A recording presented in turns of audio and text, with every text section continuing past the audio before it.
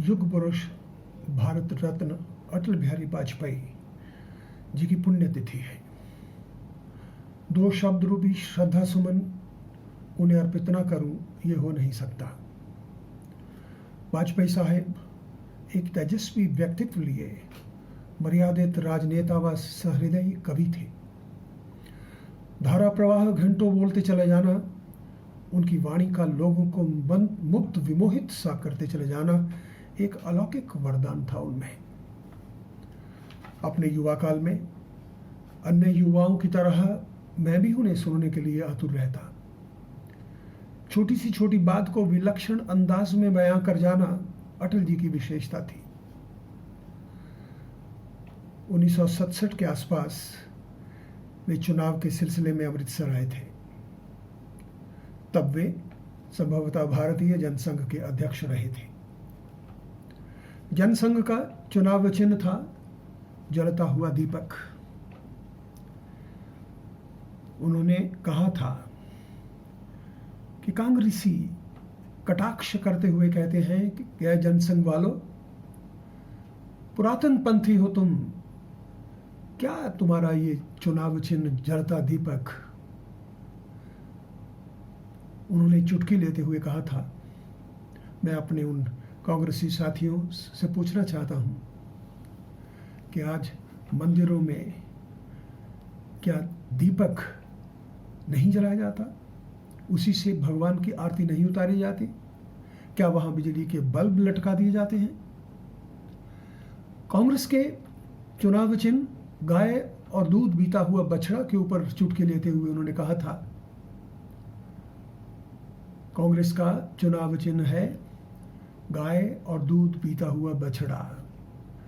गाय समान जनता का दोहन करता रहेगा ये बछड़ा हमेशा के लिए।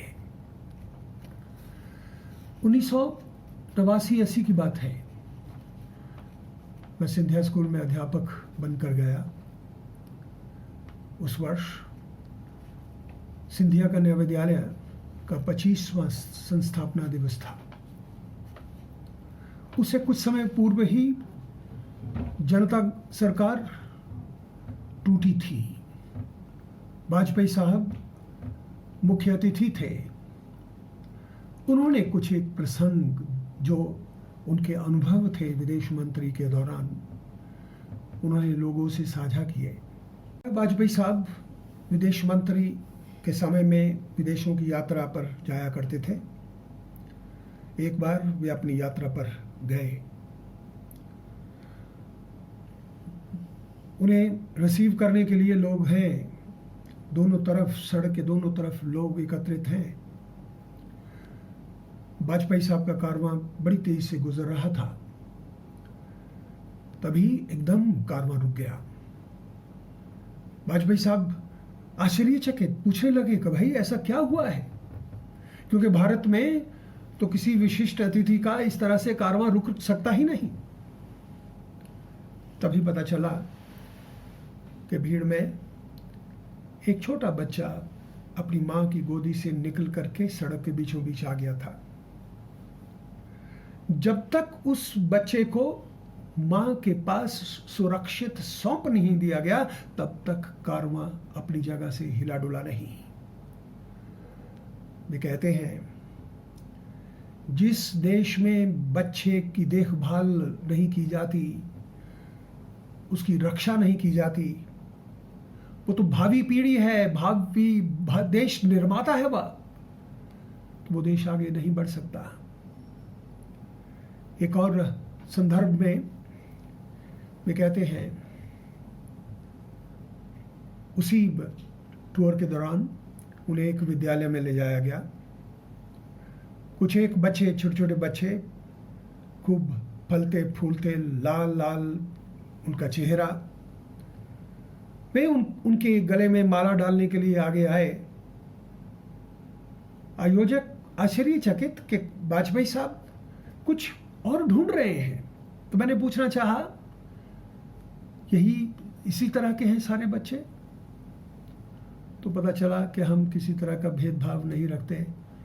सभी बच्चे जो हैं इसी तरह से हैं, क्योंकि शासन उनकी देखभाल करता है। बच्चा किसी भी देश का सबसे बड़ा खजाना है। 1996 की बात है। मेरी पुस्तक दहलीज सीमा रेखा नहीं का विमोचन होना था। 16 सितंबर 1996 की बात है। वो पहला अवसर था जब पहली बार महिला विधेयक को संसद में पेश किया गया था। बड़ी कठिनाई से वाजपेयी साहब लोकार्पण के लिए निकल पाए और उन्होंने स्पष्ट रूप से अपने दायित्व के बारे में बताते हुए कहा, मैं लेट आने के लिए क्षमा चाहता हूं, जल्दी जाने के लिए क्षमा चाहता हूं, क्योंकि आज पहली बार महिला विधेयक पर चर्चा होनी है, शुरू हो चुकी है, और विपक्ष का नेता होने के नाते यदि मैं वहां नहीं हूं तो लोग किस तरह की बात कहेंगे जिसे मैं पसंद नहीं करूंगा। वाजपेयी साहब अपने दायित्व के प्रति सचेत थे। यहाँ क्या कहते हैं, उनका कवि हृदय क्या कहता है लोगों से, तरह तरह के उद्बोधन हैं, चैलेंज की बात करते हैं। वे कहते हैं, आदमी को चाहिए कि वह जूझे, परिस्थितियों से लड़े, एक स्वप्न टूटे तो दूसरा गढ़े, किंतु कितना भी ऊंचा उठे मनुष्यता के स्तर से ना गिरे, अपने धरातल का ना छोड़े, अंतर्यामी से मुंह ना मोड़े। 15 अगस्त से जुड़ी हुई उनकी कविता है जिसमें उन्होंने कहा है, 15 अगस्त का दिन कहता आज़ादी अभी अधूरी है, सपने सच होने बाकी है, रावी की शपथ न पूरी है। जिनकी लाशों पर पग धर कर आज़ादी भारत में आई, वे अब तक हैं खाना बदोश, गम की काली बदली छाई। बस इसीलिए तो कहता हूं आज़ादी अभी अधूरी है, कैसे उल्लास मनाऊं मैं, थोड़े दिन की मजबूरी है। दिन दूर नहीं खंडित भारत को पुनः अखंड बनाएंगे, गिलगित से गारो पर्वत तक आज़ादी पर्व मनाएंगे। उस स्वर्ण दिवस के लिए आज से कमर कसें बलिदान करें, जो पाया उसमें खो न जाएं, जो खोया उसका ध्यान करें। फिर बार बार उनका उद्बोधन है जो निराश व्यक्ति है कि किस तरह से यदि हम एक दूसरे के साथ मिल करके जीवन में आगे बढ़ते हैं तो सफल होते हैं। बाधाएं आती हैं आए, घिरे प्रलय की घोर घटाएं, पांवों के नीचे अंगारे, सिर पर बरसें यदि ज्वालाएं, निज हाथों से हंसते हंसते आग लगाकर जलना होगा, कदम मिलाकर चलना होगा।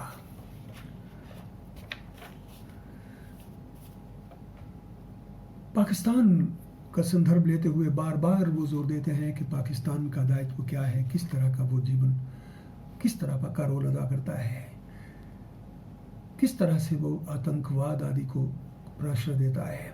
एक नहीं दो नहीं करो 20 समझौते, पर स्वतंत्र भारत का मस्तक नहीं झुकेगा, अगणित बलिदानों से अर्जित यह स्वतंत्रता, अश्रु स्वेद शोणित से संचित यह स्वतंत्रता, त्याग तेज तप बल से रक्षित यह स्वतंत्रता, प्राणों से भी प्रियतर यह स्वतंत्रता, इसे मिटाने की साजिश करने वालों से कह दो चिंगारी का खेल बुरा होता है, औरों के घर आग लगाने का जो सपना वह अपने ही घर में सदा खरा होता है।